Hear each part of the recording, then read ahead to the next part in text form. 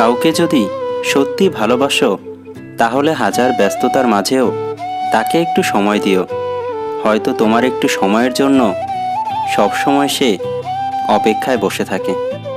কখনো সেই মানুষটাকে কষ্ট দিও না, যাকে কষ্ট দিলে তার দ্বিগুণ কষ্ট তোমার নিজের হয়।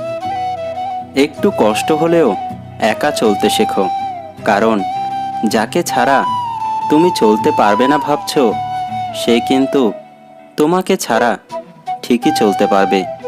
এটাই বাস্তবতা, আর এটাই সত্যি। তোমার যা নেই তার পেছনে ছোট, যা আছে তা নষ্ট করো না। মনে রেখো, আজকে তোমার যা আছে গতকাল তুমি সেটার পিছনে ছুটেছিলে। কেউ যদি তোমার ভালোবাসার মূল্য না বুঝে তবে নিজেকে নিঃস্ব ভেবো না, কারণ জীবনটা এত তুচ্ছ না। পাপের কাজ করে লজ্জিত হলে পাপ কমে যায়, আর পুণ্যের কাজ করে গর্ববোধ করলে পুণ্য বরবাদ হয়ে যায়। তাকে তোমার জীবনের কষ্ট বলো না, যে তোমার কষ্ট বোঝে না। তাকে ভালোবেসো, যে কিনা তোমার কষ্টের মর্ম বুঝে।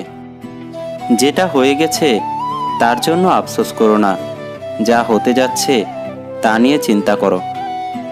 সুখী হতে অনেক কিছুর দরকার নেই, দরকার এমন কিছু মানুষের যারা সত্যিই আপনাকে বোঝে।